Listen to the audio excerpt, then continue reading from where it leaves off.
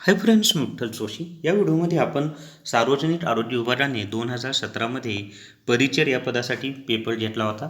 त्या पेपरमधील सामान्य ज्ञानवर 37 प्रश्न विचारले होते. त्या 37 प्रश्नांची उत्तरं स्पष्टीकरणासह आपण या व्हिडिओमध्ये पाहणार आहोत. आणि याच पेपरवर मराठी व्याकरणाच्या सर्व प्रश्नांचा व्हिडिओ मी अपलोड केलेला आहे.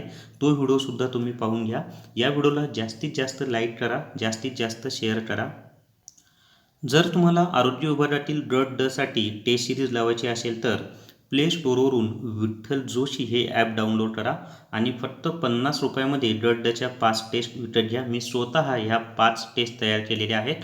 याच्यामध्ये गणित व बुद्धिमत्ता चाचणीच्या प्रश्नांची स्पष्टीकरणासह उत्तरं दिलेली आहेत. तर 41 नंबरचा प्रश्न आहे, 1905मध्ये बंगाल प्रांताची फाळणी कोणी जाहीर केली?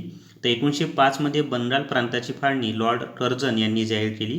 याच्यावर असाही प्रश्न आपल्याला आलेला आहे की बंगालची फाळणी कोणाच्या कालावधीमध्ये झाली? तर लॉर्ड कर्झन यांच्या कालावधीमध्ये झालेली आहे. तेव्हा ते भारताचे व्हॉइसरॉय किंवा गव्हर्नर जनरल होते. होम रूल चळवळीने ब्रिटिश सरकारकडे कोणते अधिकार मागितले?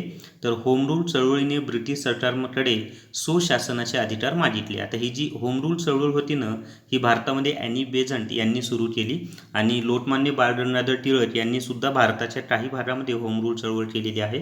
तर स्वशासनाचे अधिकार मानलेले आहेत. आणि आयर्लंड या देशाकडून आयर्लंड हा जो देश आहे त्या देशाच्या स्वातंत्र्य लढ्याकडून प्रेरणा घेऊन ही भारतामध्ये होम रूल चळवळ सुरू झाली होती. ब्रिटिशांच्या काळात राष्ट्रीय सभेने कोणता दिवस स्वातंत्र्य दिन म्हणून पाळण्याचे ठरवले? तर ब्रिटिशांच्या काळामध्ये राष्ट्रीय सभेने 26 जानेवारी 1930 हा दिवस स्वातंत्र्य दिन म्हणून पाळण्याचे ठरवले. गांधीजींनी स्वातंत्र्यासाठी भारतात कोणते अभिनव साधन वापरले? तर महात्मा गांधीजींनी स्वातंत्र्यासाठी भारतामध्ये सत्याग्रहाचे अभिनव साधन वापरले, म्हणजे सत्याचा आग्रह धरणे. सत्याग्रह या शब्दाचा अर्थ काय होतो? सत्याचा आग्रह धरणे. त्याच्या पुढे सातारा जिल्ह्यात प्रति सरकारची स्थापना कोणी केली? तर सातारा जिल्ह्यामध्ये प्रति सरकारची स्थापना ही क्रांतिसिंह नाना पाटील यांनी केलेली आहे. आणि हे सर्वात जास्त काळ चाललेलं प्रति सरकार आहे. चले जाव चळवळीच्या दरम्यान, म्हणजेच भारत छोडो आंदोलनाच्या दरम्यान हे प्रति सरकार स्थापन झालं होतं. श्रीरंगपट्टणच्या लढाईत कोण धारातीर्थी पडला? तर श्रीरंगपट्टणच्या लढाईत टिपू सुलतान हा धारातीर्थी पडला. 1853 साली भारतात कोणत्या स्थानकादरम्यान पहिली आगगाडी धावली? तर 1853 साली भारतामध्ये मुंबई व ठाणे या स्थानकांच्या दरम्यान पहिली आगगाडी धावली. आता मुंबईचं, म्हणजे आता इथे यांनी मुंबई ते ठाणे दिले, पण ते जे स्टेशन आहेत ते असे होते की आता आपण त्याला CST म्हणजे छत्रपती शिवाजी महाराज टर्मिनस असं म्हणतो.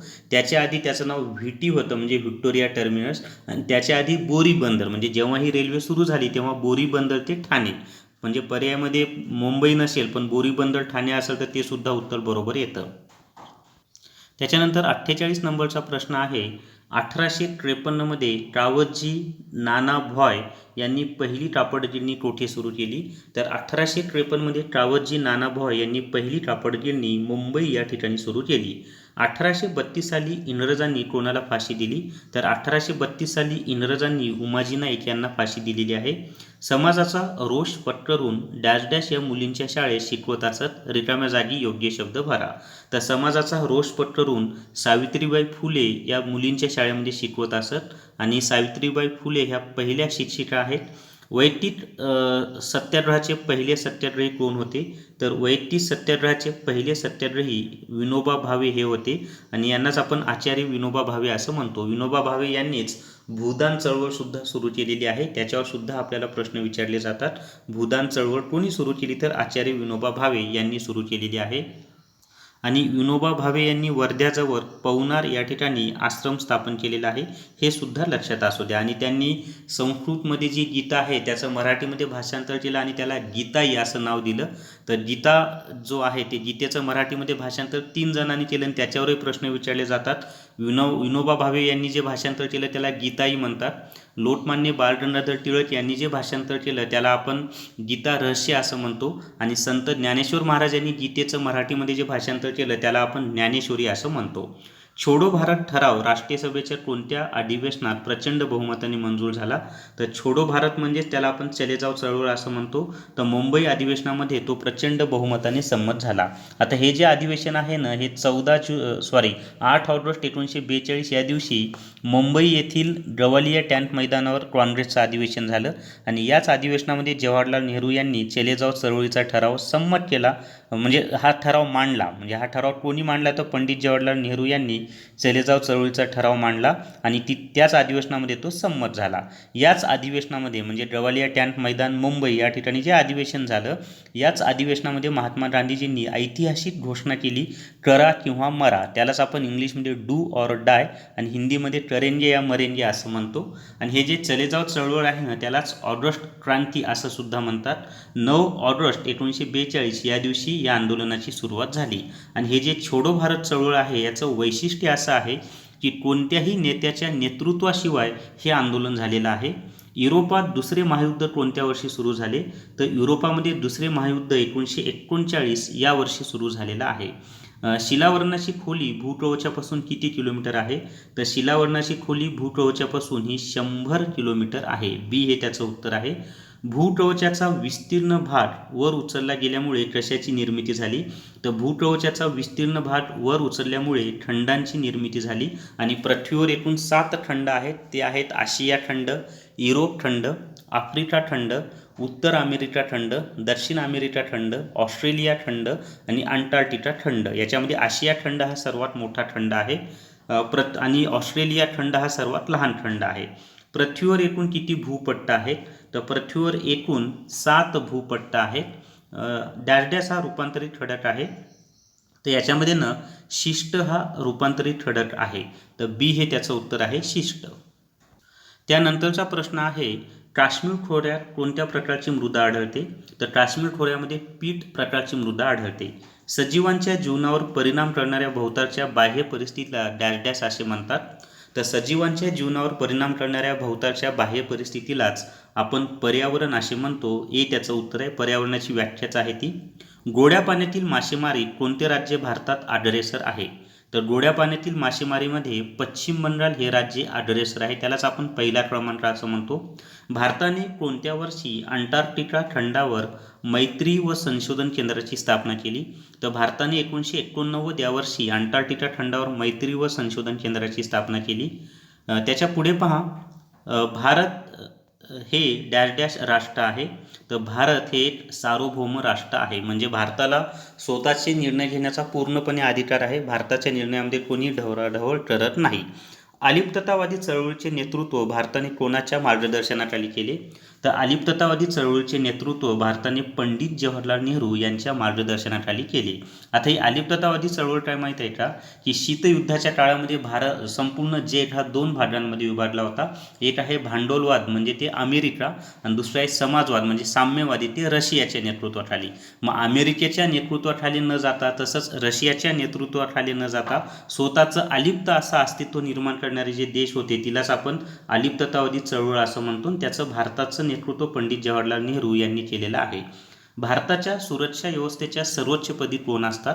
तर भारताच्या सुरक्षा व्यवस्थेच्या सर्वोच्चपदी भारताचे राष्ट्रपती असतात. कारण भारतामध्ये जे 3 दल आहेत, म्हणजे नौदल, वायुदल आणि आपली पायदल, या तिन्ही दलाचे सर्वोच्च प्रमुख हे भारताचे राष्ट्रपती असतात. मानवी हक्काच्या जाहीरनाम्यात कोणत्या स्तरावरील शिक्षणाचा हक्क समाविष्ट करण्यात आला आहे? तर मानवी हक्काच्या जाहीरनाम्यात प्राथमिक स्तरावरील शिक्षणाचा हक्क समाविष्ट करण्यात आला आहे. मध्ययुगीन युरोपवर डॅश डॅश जबरदस्त पगडा होता. रिकाम्या जागी योग्य शब्द भरा. तर मध्ययुगीन युरोपवर धर्माचा जबरदस्त पगडा होता. त्याच्यानंतर 67 नंबरचा प्रश्न आहे, भारतात असलेली ईस्ट इंडिया कंपनी ही डॅश डॅश कंपनी होती. तर भारतामध्ये असलेली जी ईस्ट इंडिया कंपनी आहे ना, ती एक व्यापारी कंपनी होती. इंग्लंडने अमेरिकेला स्वातंत्र्य दिलेले वर्षे कोणते? तर इंग्लंडने अमेरिकेला स्वातंत्र्य दिलेले वर्षे 1783 हे आहे. फ्रेंच राज्यक्रांतीचे जनक कोण होते? तर फ्रेंच राज्यक्रांतीचे जनक रुसो हे होते. आणि फ्रेंच राज्यक्रांतीने जगाला दिलेली देणगी कोणती आहे? तर स्वातंत्र्य, समता आणि बंधुत्व, ह्या 3 फ्रेंच राज्यक्रांतीने जगाला दिलेल्या देणग्या आहेत. इसवी सन 1774 ते 1818 दरम्यान मराठे व इंग्रज यांच्या किती युद्ध झालीत? तर इसवी सन 1774 ते 1818 दरम्यान मराठे व इंग्रज यांच्यात एकूण 3 युद्ध झाली. पहिल्या इंग्रज मराठी युद्धामध्ये मराठ्यांचा विजय झाला आणि दुसऱ्या आणि तिसऱ्या युद्धामध्ये मात्र इंग्रजांचा विजय झाला आणि 1818मध्ये मराठा जे राज्य होतं, स्वराज्य होतं आपलं, ते ब्रिटिशांच्या साम्राज्यामध्ये सामील झालं. महात्मा फुले यांनी मुलींची पहिली शाळा कोणत्या वर्षी काढली? तर महात्मा ज्योतिबा फुले यांनी मुलींची पहिली शाळा 1848 या वर्षी काढली आणि पुण्यामध्ये काढलेली आहे. लोकहितवादी हे नाव कोणाला दिले जाते? तर लोकहितवादी हे नाव गोपाळ हरी देशमुख यांना दिले जाते. रामकृष्ण मिशनची स्थापना कोणी केली? तर रामकृष्ण मिशनची स्थापना स्वामी विवेकानंद यांनी केलेली आहे. त्यांचे जे गुरु होते रामकृष्ण, त्यांच्या नावावरून ते नाव दिलेलं आहे. 19व्या शतकात भारतात डॅश डॅश व्यवसायाची झपाट्याने वाढ झाली. तर 19व्या शतकामध्ये भारतात दिलेल्या पर्यायानुसार मुद्रण या व्यवसायाची झपाट्याने वाढ झाली, कारण अनेक वेगवेगळे वर्तमानपत्र दिसत होते. मोर्ले मिंटो सुधारणा कायदा केव्हा संमत झाला? तर मोर्ले मिंटो हा सुधारणा कायदा 1909 साली लागू झालेला आहे आणि मॉन्टेस्क्यू चेम्सफोर्ड हा जो कायदा आहे तो 1919ला झालेला आहे. आता याच्यामध्ये पहा, मोर्ले मिंटोमध्ये मोर्ले हे भारताचा भारत मंत्री होता आणि मिंटो हा भारताचा व्हाईसरॉय किंवा गव्हर्नर जनरल होता. तर जर तुम्हाला आरोग्य विभागाने 2012 पासून 2021 पर्यंत घेतलेल्या सर्व प्रश्नपत्रिका पाहिजे असतील तर स्मार्ट स्टडी पब्लिकेशन नांदेड यांनी आरोग्य विभाग 122 प्रश्नपत्रिका संच हे पुस्तक प्रसिद्ध केलेलं आहे आणि हे पुस्तक महाराष्ट्रातील सर्व पुस्तकांच्या दुकानावर उपलब्ध आहे. याच्यामध्ये 2021मध्ये झालेले सुद्धा पेपर दिलेले आहेत. तर या व्हिडिओमध्ये एवढीच माहिती. या पेपरमधील गणित बुद्धिमत्ता चाचणीचा एक व्हिडिओ येणार आहे आणि विज्ञानचा सुद्धा एक व्हिडिओ आहे. तर या व्हिडिओला जास्तीत जास्त लाईक करा, जास्तीत जास्त शेअर करा आणि विठ्ठल जोशी हे यूट्यूब चॅनल सबस्क्राईब करा. Thank you very much.